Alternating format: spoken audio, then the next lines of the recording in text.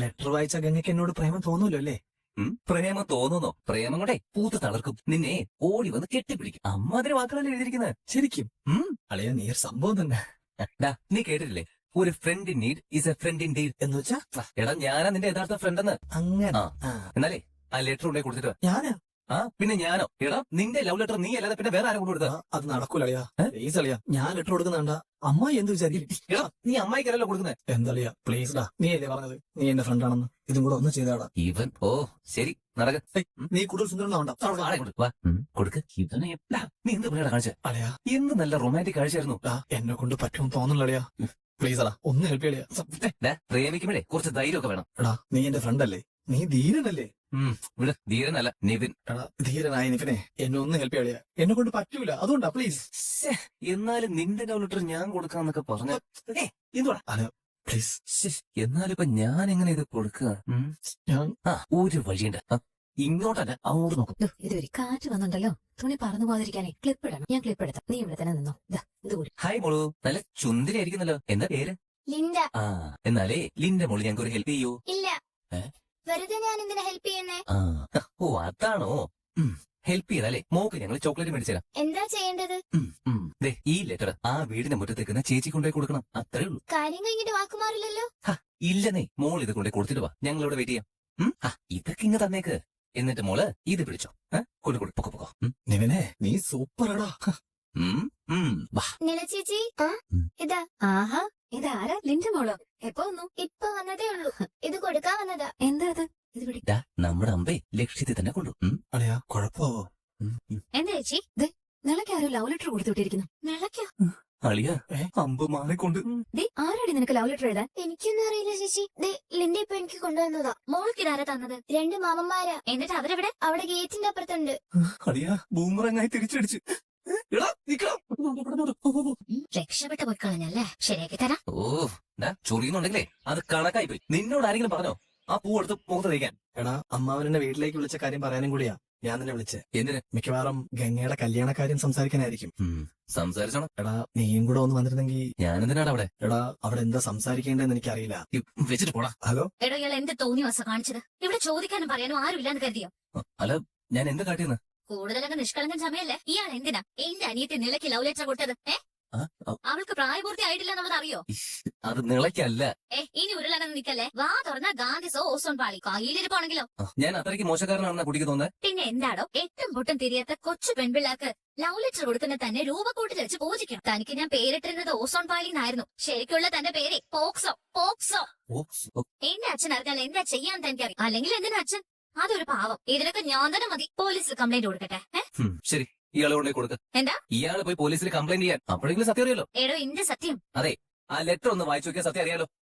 ഇതൊക്കെ എന്റെ പട്ടി വായിക്കും. എടോ, ലെറ്റർ കൊടുത്തത് നിളയ്ക്കല്ല, നിങ്ങളുടെ ചേച്ചിക്കാ. ആർക്ക്? ഗംഗ ചേച്ചിക്കോ? എടോ, ഗംഗ ചേച്ചിയുടെ കല്യാണം തീരുമാനിച്ച പോലെയാണോ? അന്തസ് ഉണ്ടെങ്കിൽ ഇയാൾ വീട്ടിൽ വന്ന് ആലോചിക്കണം. അല്ലാതെ കൊച്ചു കുട്ടിയുടെ കയ്യിൽ ലവ് ലെറ്റർ കൊടുക്കല്ല വേണ്ടത്. പിന്നെ ആള് മാറി. ആള് മാറിന്ന് വെച്ചാ? പിന്നെ ഞാനോ? ഇത് ഇയാള് തന്നെ വെച്ചോ. ഒരാണും പെണ്ണും കണ്ടുമുട്ടി 1-2 എടുത്ത് വെച്ച് വഴക്ക് കൂടിയാ പ്രേമ പൊട്ടി മുളയ്ക്കാൻ ഇതെന്താ സിനിമയോ അതോ സീരിയലോ? എന്താടി നിനക്ക്? എന്താന്ന് നിങ്ങളുടെ മകനോട് ചോദിച്ചു നോക്ക്. മകനോട് ചോദിക്കേണ്ട ആവശ്യം എനിക്കില്ല. നീയാണ് ഇവിടെ വന്ന് ബഹളം ഉണ്ടാക്കുന്നത്. ഈ മുറ്റത്ത് നിന്ന് പിടക്കോഴി കൂവണ്ട. കൂവും. വേണ്ടി വന്നാ മൈക്ക് വെച്ച് കൂവും. നിങ്ങൾ എന്ത് ചെയ്യും? ഈ രാജേശ്വരി ആരാണെന്നേ നിനക്ക് അറിയില്ല. അറിയാം, നല്ല ഭംഗിയായിട്ട് അറിയാം. നാട്ടിലെ പെൺകുട്ടികളെ മുഴുവൻ അടക്കോ ഒതുക്കോ മാനോ മര്യാദയും പഠിപ്പിക്കുന്ന ടീച്ചറല്ലേ? എന്നിട്ടെന്താ മകനെ മര്യാദ പഠിപ്പിക്കാത്തത്? പെൺകുട്ടികളെ അങ്ങനെ വളർത്തണം ഇങ്ങനെ വളർത്തണം എന്നൊക്കെ പ്രസംഗിക്കുന്നുണ്ടായിരുന്നല്ലോ നിങ്ങള്. എന്റെ അച്ഛന് വരെ ക്ലാസ് എടുക്കുന്ന ഞാൻ കണ്ടു. എന്നിട്ടെന്താ ഇങ്ങനെ ഒരു ലോക തോൽവിയെ വളർത്തി വെച്ചിരിക്കുന്നത്? അതോ അടക്കോ ഒതുക്കോ മാനോ മര്യാദയൊക്കെ പെൺകുട്ടികൾക്ക് മാത്രം ബാധകമാണോ? ആൺകുട്ടികൾക്ക് എന്തു വാങ്ങാന്നാണോ? ഒരു കാര്യം ഞാൻ വ്യക്തമായിട്ട് പറയാം. ഇനി ഇതുപോലെ എന്തെങ്കിലും ഉണ്ടായാൽ പോലീസ് കംപ്ലൈന്റ് ഒന്നും പോവില്ല കാവേരി. റിസോർട്ട് അടക്കം കത്തിക്കും ഞാൻ. എന്താണ് അവൾ ഇവിടെ കാട്ടിക്കൂട്ടിയത്? അതമ്മേ, കാവേരിയുടെ ചേച്ചിയോടല്ലോ ഗംഗ ആ കുട്ടിക്ക് കല്യാണം ആലോചിക്കുക. അതിന് നമ്മുടെ വിനീതില്ലേ, അവൻ ആ പെൺകുട്ടിയെ ഭയങ്കര ഇഷ്ടാ. ആ കാര്യം പറഞ്ഞതാ ഞാൻ. കാവേരും ഗംഗയൊക്കെ കടലിലോ കായലിലോ പോയി തൊലട്ടെ. അതിന് നിനക്കെന്താണാ? അമ്മയെ, കാര്യം അറിയാതെയാണ് കാവേരി. കാര്യം അറിയാതെയോ? അവൾക്ക് അറിവ് കൂടുതലാ. ഒരു പെൺകുട്ടിയുടെ നാവീന്ന് വരേണ്ട വർത്താനാണോ അവള് പറഞ്ഞത്? വിട്ടേക്കമ്മേ. രാജേശ്വരി അവളെ ഈ മുറ്റത്ത് വന്ന് വെല്ലുവിളിച്ചത് വിടില്ല ഞാൻ. സംസാരിക്കാനുണ്ടെന്ന് പറഞ്ഞ് വിളിച്ചിട്ട് അമ്മാവനൊന്നും പറഞ്ഞില്ല. എനിക്ക് നിന്നോട് കാര്യം പറയാനുണ്ട്. അത് നീ നല്ല രീതിയിൽ എടുക്കണം. അമ്മാവൻ എന്ത് പറഞ്ഞാലും ഞാൻ നല്ല രീതിയിൽ എടുക്കും. അമ്മാവൻ പറയുന്നത് എന്റെ നല്ലതിനു വേണ്ടി ആയിരിക്കുമല്ലോ. പറഞ്ഞു അമ്മാവ, എന്താ കാര്യം? ഇത്ര പറയാനെന്തിരിക്കുന്നു? തേവരുടെ കത്തി കൊണ്ടേ നിന്റെ കഴുത്തറക്കാനാവും വിളിച്ചത്. അമ്മേ, ഞാനും സംസാരിച്ചോട്ടെ? ഓ വാ, നമുക്ക് പുറത്ത് സംസാരിക്കാം. ആ. നിനക്കറിയാലോ, ഈ വരവില് ഗംഗയുടെ കല്യാണം നടത്താനായിരുന്നു എന്റെ ഉദ്ദേശം. അത് നടത്തണം. എന്തായി പറഞ്ഞു അല്ലേ ഇപ്പൊ പറയും. നിനക്ക് ഗംഗയെ ഒരുപാട് ഇഷ്ടമാണെന്ന് എനിക്കറിയാം. ഇവിടെ ഞങ്ങൾക്കെല്ലാവർക്കും അതിന് സമ്മതമായിരുന്നു. പക്ഷേ ഈ അച്ഛമ്മ മൊത്തം കുത്തിത്തിരിപ്പുണ്ടാക്കുന്നത്. അമ്മ പറഞ്ഞോ? ഞാൻ ഗംഗയായിട്ട് സംസാരിച്ചു. ഓക്ക് ഈ ബന്ധത്തിൽ താല്പര്യമില്ല. മോനെ, ഗംഗക്ക് വേറൊരു കല്യാണം ആലോചിക്കുക. ചക്കരം കൂട്ടിന് നാളെ വരും. ഗംഗ വിനീതനുള്ളതാണെന്ന് അവള് പിറന്നപ്പോ തൊട്ട് പറയുന്നതാ. അമ്മ, കുട്ടികളായിരിക്കുമ്പോ പറയുന്നത് അതുപോലെയൊക്കെ തന്നെ നടക്കൂ. ഓ. വലുതാവുമ്പോ അവർക്ക് അവരുടെ ജീവിതത്തെ കുറിച്ച് ചില സങ്കല്പങ്ങളൊക്കെ ഉണ്ടാവില്ലേ? ഓ, ആകാശത്തുനിന്ന് സ്വർണ്ണ പോലെ ഇറങ്ങി വരും ഇപ്പൊ രാജകുമാരൻ. മോനെ, ഞാൻ ജീവിക്കുന്ന തന്നെ എന്റെ കുടുംബത്തിന് വേണ്ടിയാ. എന്റെ ഭാര്യയുടെയും മക്കളുടെയും സന്തോഷം എന്റെ സന്തോഷം. ഗംഗ എനിക്ക് കല്യാണം കഴിച്ചെന്നാ അവളെ ഞാൻ സന്തോഷമായിട്ട് നോക്കില്ലെന്നാണ് അമ്മാവൻ കരുതുന്നത്. എടാ, നിനക്ക് രാവിലെ എഴുന്നേൽക്കുമ്പോ ഈ മഞ്ഞും മലയും കാണുന്നൊക്കെ ഇഷ്ടാ. ഗംഗക്ക് അത് ഇഷ്ടമല്ലെങ്കിലോ ഇവിടെ നീ പരിചയപ്പെട്ട ആളുകൾക്കൊപ്പം ജീവിതാവസാനം വരെ കഴിയുന്നതാ നിന്റെ സന്തോഷം. അവൾക്കത് ബോറടിക്കും. അവൾക്ക് വേറെ ലോകം കാണും. പുതിയ ആൾക്കാരെ പരിചയപ്പെടണം. പുതിയ കുടുംബം ഉണ്ടാവണം. ആ തയ്യൽ മെഷീൻ കഴിഞ്ഞാൽ യേശുദാസിന്റെ പാട്ടുകൾ മാത്രമാണ് നിന്റെ ലോകം. അവൾക്കത് ബോറടിക്കുന്നെങ്കിലോ മോനെ, സ്വന്തം വീട്ടുകാർക്കും നാട്ടുകാർക്കും ഒപ്പം ജീവിക്കാൻ കഴിയുന്നത് ഒരു ഭാഗ്യ. മാറി നിൽക്കുമ്പോഴേ നഷ്ടപ്പെട്ടതിന്റെ വില അറിയോ. 19ാമത്തെ വയസ്സിൽ ഗൾഫിലേക്ക് പോയവനാ ഞാൻ. ഇപ്പൊ വർഷത്തിലായിരുന്നോ നീ തന്നെ കൂട്ടി നോക്ക്. അതിനിടെ അത്രയും ദിവസം ഞാനിവിടെ ഒരുമിച്ച് താമസിച്ചിട്ടില്ല. മോനെ, ഇവിടെ വെയിലത്തേക്കൊന്ന് ഇറങ്ങിയാ ചൂടെടുക്കുന്ന വേർക്കെന്ന് പറഞ്ഞ് ഫാന്റെ ചൂട്ടിലേക്ക് ഓടാം. ആടെ അത് പറ്റൂല. ചുറ്റും മരുഭൂമിയാ. നിഴലിന്റെ തരിമ്പ് പോലും ഇല്ല. പണിയെടുക്കണം. ചൂടെടുത്താലും വേർത്താലും കുഴഞ്ഞു വീണാൽ കൂടെയുള്ളവര് വീണു മരിക്കുന്നത് അമ്മാവനെ കണ്ണുകൊണ്ട് കണ്ടിട്ടുണ്ട്. അവിടെ ചെന്ന് ഇറങ്ങുമ്പോൾ മുതൽ തിരിച്ചു പോകുന്ന ദിവസത്തിന് വേണ്ടി ആശിച്ച് മോഹിച്ച് തപസരിക്കുന്നത്. പക്ഷെ പറ്റില്ല. പിടിച്ചു നിൽക്കണം. കുടുംബത്തിന് വേണ്ടി പൊരുതണം. എന്റെ മക്കൾ പലരും ജനിക്കുമ്പോൾ ഞാൻ ശാരദയുടെ അടുത്തുണ്ടായിരുന്നില്ല. എന്റെ കാവേരി മോളുടെ മുഖം നേരിട്ട് കാണുന്നത് അവൾക്ക് 3.5 വയസ്സുള്ളപ്പോഴാണ്. അതുവരെ അവളെ വേറെ എവിടെ വെച്ച് കണ്ടാൽ പോലും ഞാൻ തിരിച്ചറിയില്ല. 1.5 വർഷം കഴിഞ്ഞപ്പോ ഒരു ഫോട്ടോ അയച്ചു കിട്ടി സെല്ലിൽ. അന്ന് ഈ ഫോട്ടോയും വീഡിയോ ഒന്നും കാണാൻ വലിയ സൗകര്യമൊന്നും ഉണ്ടായിരുന്നില്ല. അന്ന് എന്റെ കുഞ്ഞിന്റെ മുഖം കണ്ടപ്പോ ചിരിക്കുകയല്ല, കരയാണ് ഞാൻ ചെയ്തത്. നെഞ്ചു പൊട്ടി. എന്റെ കുഞ്ഞുങ്ങൾ ആദ്യം ആരെയാ പേര് വിളിക്കുന്നത്, അവര് നടക്കുന്നത് ഒന്നും ഞാൻ കണ്ടിട്ടില്ല. കൊതിയുണ്ടായിട്ടു. എന്റെ സങ്കടം അതാണെങ്കിൽ ശാരദക്ക് വേറൊരു സങ്കടം. ഞാനില്ലാതെ ഒറ്റയ്ക്ക് ഇവിടെ കുടുംബം നോക്കി നടത്തണം. അതും 4 പെൺകുഞ്ഞുങ്ങളെ. ഈ കുടുംബം ഇതുപോലെ സന്തോഷമായി നിലനിർത്താൻ ഓരോരുത്തരും സഹിച്ച വേദനയും സങ്കടവും പറഞ്ഞതേ ഉള്ളൂ. അതുകൊണ്ട് മനസ്സിന് ഇഷ്ടമല്ലെങ്കിലും ചില തീരുമാനങ്ങൾ എടുത്തേ പറ്റും. ഞാനൊന്നും എതിര് പറഞ്ഞില്ലല്ലോ അമ്മാവ. സുജാതക്കും സങ്കടം ഉണ്ടാവുന്നറിയാം. ഞങ്ങൾ നിനക്ക് വേണ്ടി വേറൊരു നല്ല പെൺകുട്ടിയെ നോക്കാം മോനെ.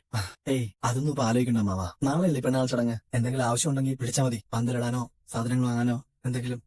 പോയിട്ട് വരട്ടെ അമ്മാവ. ആളും അരങ്ങും ഒരുങ്ങുന്നു. സ്വപ്നങ്ങളിലേക്ക് ഉയർന്നു പറക്കാൻ ഒരുങ്ങി അരവിന്ദനും കുടുംബവും. ആ മല കണ്ടുവാ. ഇനി ഒരു 5 വർഷം കൂടി കഴിയുമ്പോ ആ മലയിൽ നമുക്കൊരു 5 ഏക്കർ വാങ്ങാം. എന്നിട്ട് ഈ തോട്ടത്തിൽ നടുവിൽ ഒരു വീട് വെക്കാം. ജോലിയൊക്കെ അവസാനിപ്പിച്ച് ഞാൻ ഇവിടെ ആയിരിക്കും താമസിക്കുക. ഈ മലകളെ നമുക്ക് ചുറ്റും കെട്ടിയ ഒരു കോട്ടയുണ്ടല്ലോ, ആദ്യം അതിന്ന് വെളിച്ചാടും. കാണാവുന്ന അത്രയും നാടുകളും കാഴ്ചകളും കാണും. അങ്ങനെ കണ്ട് കൊതി തീർന്നു എന്ന് തോന്നുമ്പോ ഞാനിന്ന് പറക്കും സ്വപ്നങ്ങളുടെ നഗരിയിലേക്ക്. അതിനിടെ ചില കല്ലുപേരുകൾ. ആ കടയിൽ വരച്ചു വെച്ചിരിക്കുന്ന എന്റെ പടം ഒന്ന് മാച്ചു കളയോ. ഈ പ്രേമം എന്നൊക്കെ പറഞ്ഞ ഓർഗാനിക് ആയിട്ട് വരണം. അതൊരു പൂവിരിയുന്ന പോലെ 2 പേർക്കും ആ ഫീൽ ഉണ്ടാവണം. പക്ഷേ കഥ മൊത്തം മാറ്റി എഴുതാൻ ക്ഷണിക്കപ്പെടാതെ ഒരു അതിഥിയുടെ രംഗപ്രവേശം.